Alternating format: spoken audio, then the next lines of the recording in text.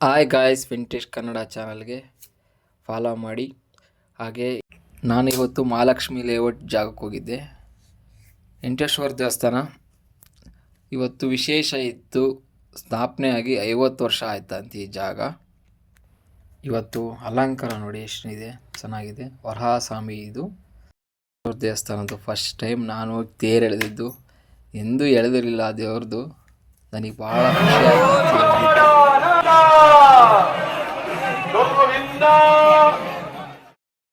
ಹಾಗೆ ಆ ಗೋಪುರ ಇದೆ, ದೊಡ್ಡ ಗೋಪುರ. ಇತಿಹಾಸ ಏನೇನು ನಡೀತಿತ್ತು ಎಲ್ಲ ಜಾಗದಲ್ಲಿ ಇದೆ. ಆ ಗೋಪುರ, ದೊಡ್ಡ ಗೋಪುರ ಇದ್ರಾಗೆ ನೋಡಿ ಎಷ್ಟು ಚೆನ್ನಾಗಿ ಗ್ರ್ಯಾಂಡಾಗಿ ಅಲಂಕಾರ ಮಾಡಿದ್ದಾರೆ.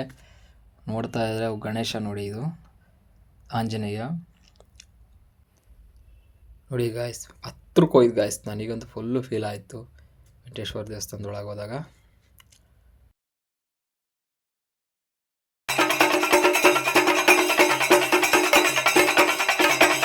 ನಾನು ಆ ಜಾಗಕ್ಕೆ ಹೋಗ್ತೀನಿ ಅಂದ್ಕೊಂಡೇ ಇರಲಿಲ್ಲ.